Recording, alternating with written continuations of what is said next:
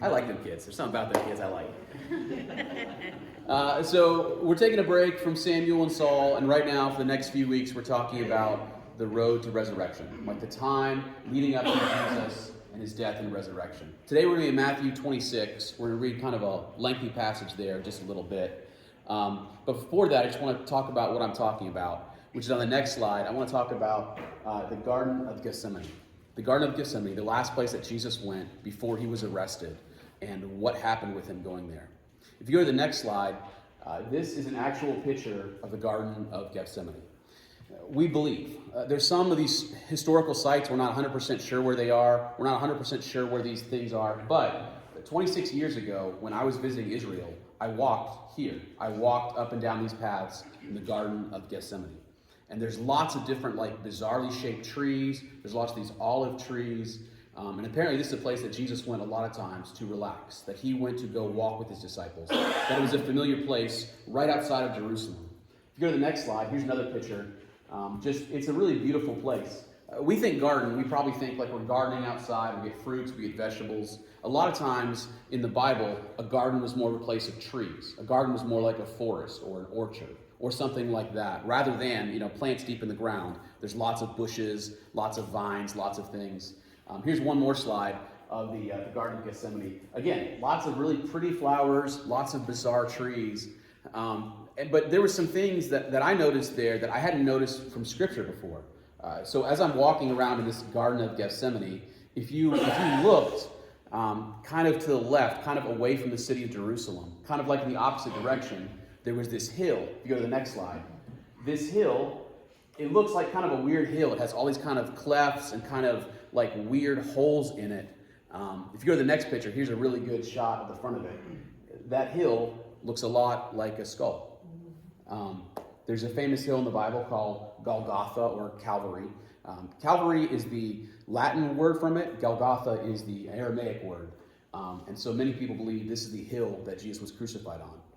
And so I just thought about the fact that Jesus was walking through this garden late at night, and maybe he looked up and saw this hill. Maybe he looked up and saw, this is where I'm going to die. This is where I'm going to suffer.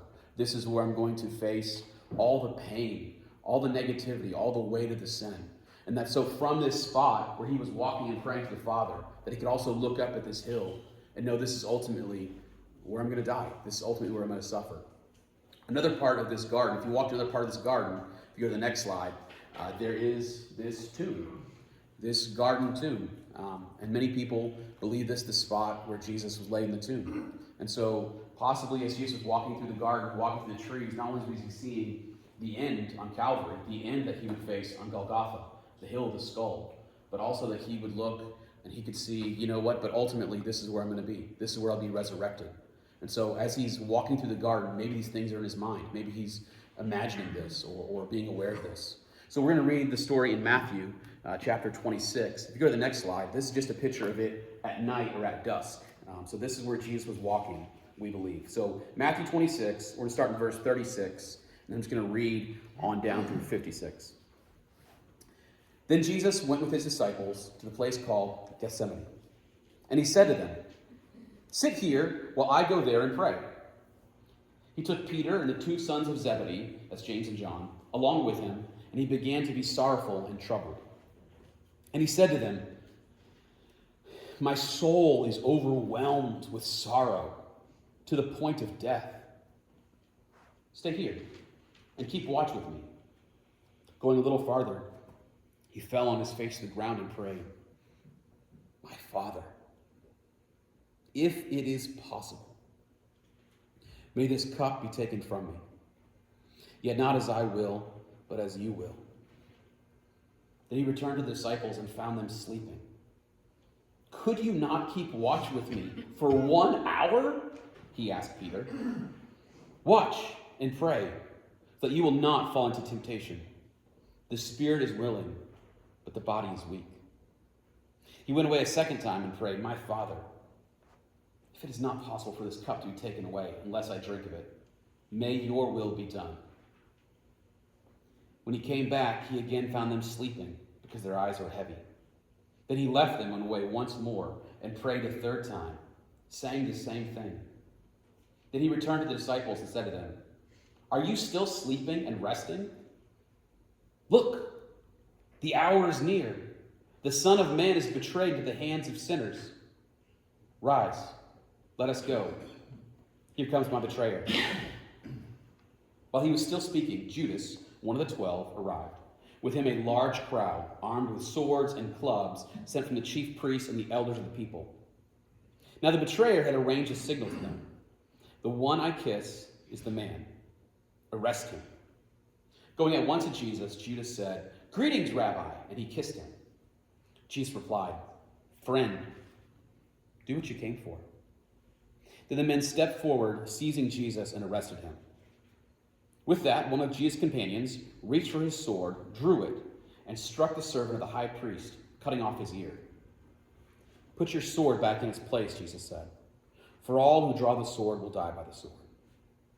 Do you think I cannot call on my Father, and he will at once put at my disposal more than 12 legions of angels? But how, then, will the scripture be fulfilled, that it must happen this way?" At that time, Jesus said to the crowd, "Am I leading a rebellion, that you have come out with swords and clubs to capture me? Every day I sat at the temple courts teaching, and you did not arrest me. But all this has taken place, that the writings of the prophets may be fulfilled." Then all the disciples deserted him and fled. These words are heavy. Like, even as I'm reading them now, I'm just feeling like the weight of Jesus in his last moments of freedom, his last moments of being at this spot with his disciples before his death, knowing what was coming, knowing what he would face. So stressed out, so overwhelmed that he told his disciples, like, I am stressed out, overwhelmed to the point of death. Like, I could just die, I feel so intense. And he's asking the Father, "Father, is there any other way? Is there anything else that can satisfy this cup of your wrath? Is there anything else that we can do to avoid sin? Is there anything else we can do that will fix this? Is there anything else we can do that will change this, that will shape this? But not my will, but yours be done. If this is what you're asking me to do, I'll do it. If this is what you're requiring of me, I will go through it. I don't want to, but this is what you're asking me to do, so therefore I will walk through it." Sometimes there's stuff in life that is so hard that we don't want to walk through, that we feel uncomfortable with, we're frustrated with, and we struggle with. We struggle with our suffering. We struggle with our pain. We struggle with our bodies. We struggle with our families. We struggle with the world and finances and all the chaos that we live in. And yet God asks us to say, not my will, but yours, God. Not my way, but yours, God. That I will follow you no matter what. The word Gethsemane, the name for this garden, it actually just means olive press, or like an olive squeezer. If you go to the next slide, this is one of the ways that they would grind up olives in these ancient times. They would have like this rock that was like a circle with a hole in it, and they put all the olives on that tray, and they'd walk around, kind of like a mill. Kind of, if you're thinking of like a mill, but this size would be more used for olives. There's another way that they would also press olives. Go to the next slide. It looks kind of like this. They had all these baskets, these flat baskets that they had woven, and they'd walk around and they would hit the trees. When they hit the trees, the olives that were full and ripe would drop, and they'd put them in these baskets. They'd collect them, all these flat baskets. They'd take all the baskets and stack them up. Okay, they got all the baskets stacked up, and they had like that stick with like a rock underneath it, and they would press all the baskets together like that, and then put weights on the end of the stick, which would crush the baskets and crush the olives, and the juice would come out the bottom. If you go to the next slide, this is what one looks like. It's a little bit more primitive, but the same idea. All those little circles right there are different baskets that they have used to collect the olives from the trees. So what's the point? What a big deal. Gethsemane means olive pressed. The point is that was Jesus, that he was pressed for us, that he was crushed for us, that he was so overwhelmed. Other Gospels talk about the fact that he sweat blood. Like, he was so intensely feeling the pain, feeling the weight of what was going to happen, that he sweat blood. It's a very rare condition, but it does happen to this day, that people do sometimes sweat blood when they are overwhelmed to the point of just not knowing how to function, that their body itself starts to shut down, and the blood plates themselves just come out. and they can be covered in blood, sometimes sweating. That's how Jesus was as he prayed to the Father. And it's different from our frustration, our anxiety. When we feel fear about the future, we feel anxiety about the future, it's because we don't know what's going to happen. We don't know what it's going to be or how it's going to be. For Jesus, it's different because he knew what it would be. For Jesus, he knew the pain that he would feel. For Jesus, he knew not only the physical pain was awful. Not only the fact that he was going to be up all night and all day before he was crucified, but the weight of all the sin of all the world on his shoulders. The weight. I just think about sometimes like the weight of sin that's on me. Like when I make a mistake. Have you ever made a mistake or you sinned, you felt really bad? Like it felt bad. For me, it's in my stomach. Like I'm like, ooh, shouldn't have done that, right? Like, ooh, this hurts. But like all the weight of all of my sin for my entire lifetime being on me, how heavy would that be? And then like imagine the weight of everyone in the world at once, all of their sin. And then everyone in the world times all of human history. That was what was placed on Jesus when he was on the cross. That's what he felt. That's what was pushing him down. And as he's praying in the garden, he's saying, Father, I know we discussed this in eternity past. I know this is something that we planned on. I know this is how it was going to be. But is there any other way? Is there any other way? Is there any other possible way that we can avoid the cross, that we can avoid the pain? Is there anything else that we can do to not go this way? Is there any other option? But God, if that's what you're asking me, I'll go through it. God, if that's what you're telling me to do, I will be pressed. I will be crushed. I will be squished. I will be just drained of all of me. Because that's what you're requiring.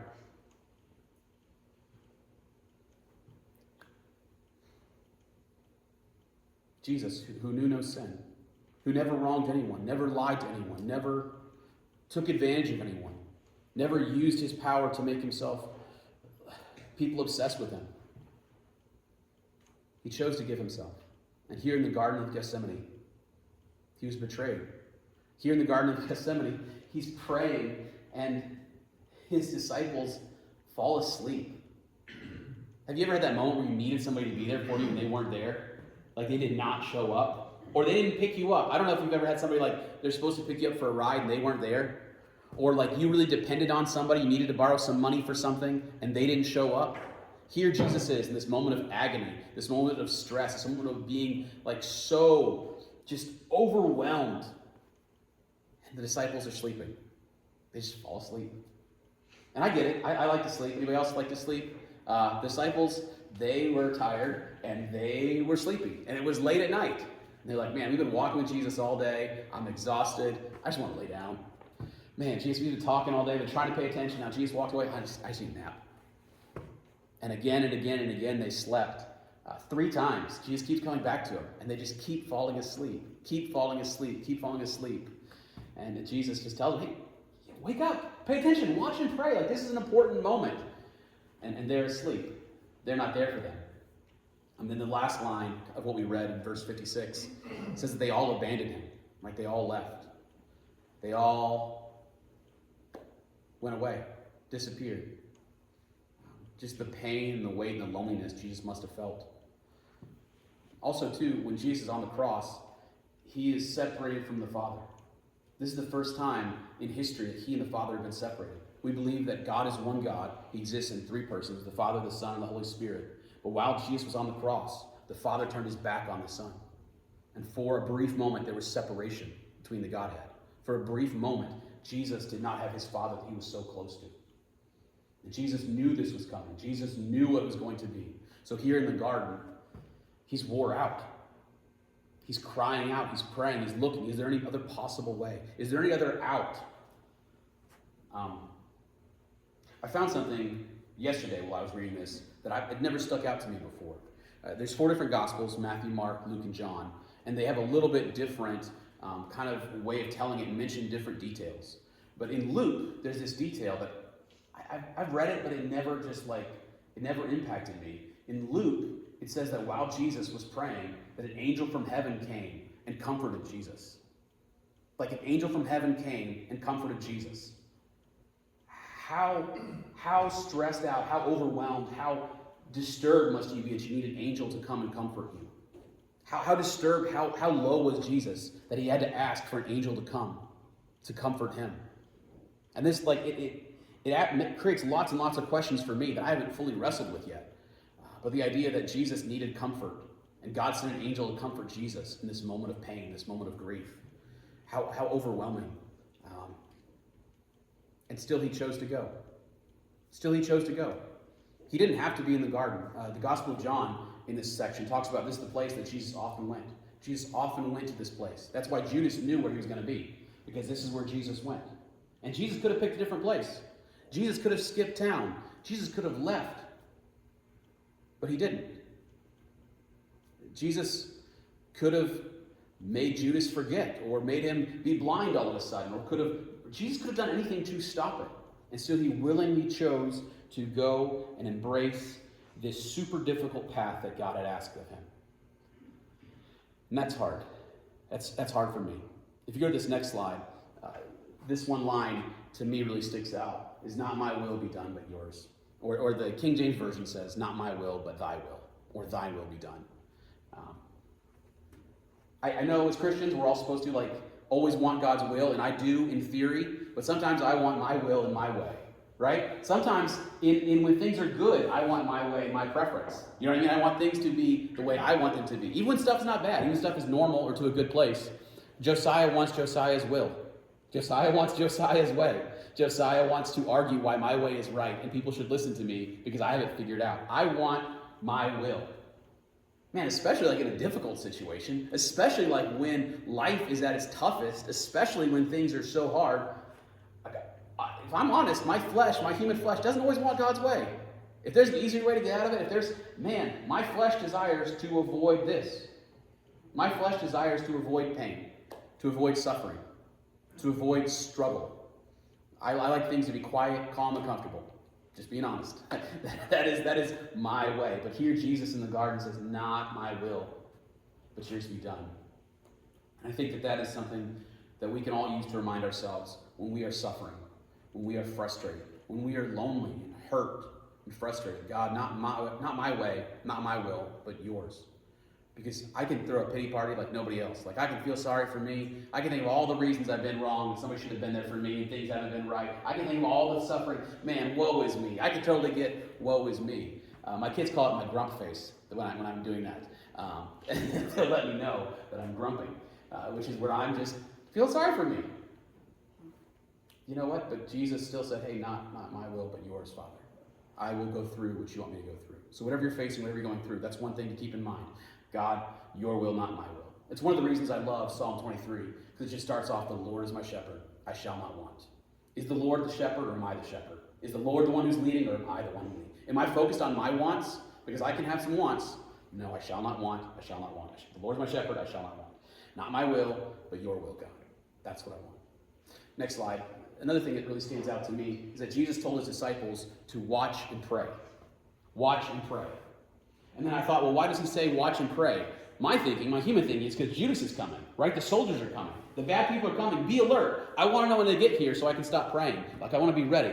But no, he says watch and pray so that you do not fall into temptation. He says, disciples, right now it's important that you watch and you pray so that you do not fall into temptation. The times that we fall for temptation are times when we're not watching and praying. They're not. We're not watching. We're not paying attention. We're not being on our guard. We're not being ready. We don't have our guard up. We're just kind of, just drifting through life. Temptation comes. We haven't been watching.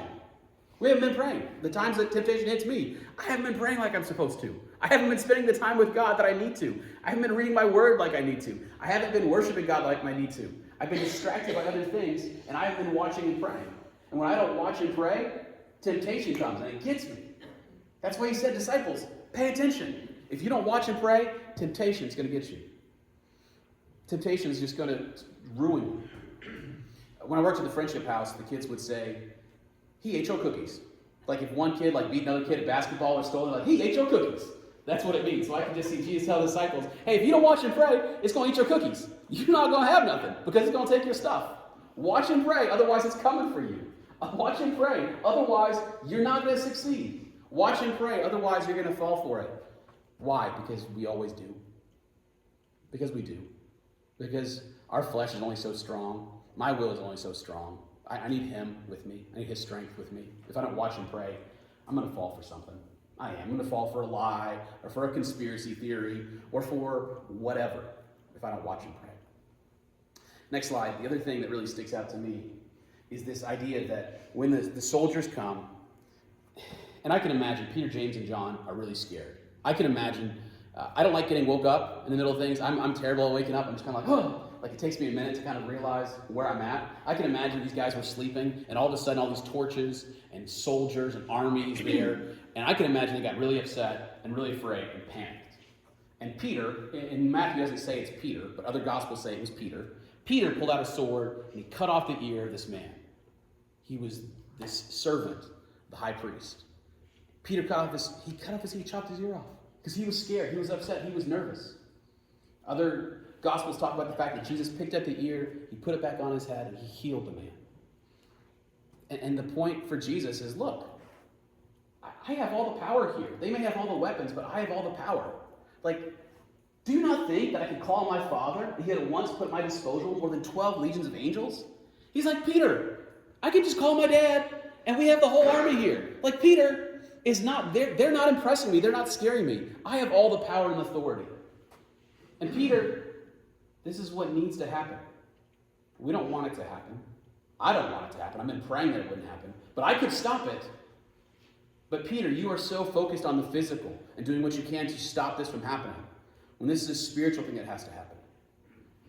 Peter, I have to suffer. I have to go through this. I have to face this. And I could stop it. I could end it. But I'm choosing to go through the difficult circumstance. What a sacrifice that Jesus made, because he was willing to go through the difficult circumstance for us. And then, here's the tough part. How do we follow his example? How do we go through the difficult things he has called us to go through? How do we go through the difficult, tough things with a good attitude? How do we go through the difficult moments that he's called us to, the difficult struggles? How do we follow his example in this way? Because there's a lot of things in this life that we didn't ask for, that we didn't want, that we don't want to have to face, but yet Jesus asked us to walk through them. Jesus asked us to face them. Jesus asked us to struggle, to hurt. And sometimes it feels like it's meaningless. Like, what's the point of this? Why do I have to hurt this bad? Why do I have to struggle this much? Why do I have to face this trial? This isn't fair. This isn't right. God, why don't you just fix this? But yet still he's asking us to go through it. And if Jesus could do it, and Jesus could stop it. Again, Jesus could have stopped this whole thing immediately. Jesus could have gotten down off the cross at any point. But he chose to go. He chose to suffer. Number one, like, how do we experience that? The love for the Father, love for the Son who did this for us. And how do we choose to go through and suffer well? How do we choose to struggle well? How do we choose to face the pain that we have and go through it? I think that is, to me, parts of the story of the Garden of Gethsemane that is really, really, really important. There's a lot more I want to say, and so I've actually broken this sermon down into two. Next week I'm going to talk about it. There's something else I feel like that is just hugely amazing, that like just kind of shocked me about the Garden of Gethsemane. But we have to wait till next week for that, because it was just too much information. But there's this song that I like that talks about Jesus' last days, that talks about the last thing that Jesus goes through. And it's a song, it's a Christian rap song, and it puts the words in a different way of speaking. It puts the words of the Bible in a different way where it feels more day-to-day, more real. Kind of the opening of the song talks about the fact that people can be obsessed with celebrities, can be obsessed with musicians, with rappers, but what have they done for you? How have they done anything for you? But Jesus has done all this for you. And so the words of the song are very impactful, very clever. It kind of puts a really good spin on this story that we just read. And I really enjoy it. So I hope that you get something out of it. I hope that it's meaningful for you. And then I'll get back up and speak in just a second.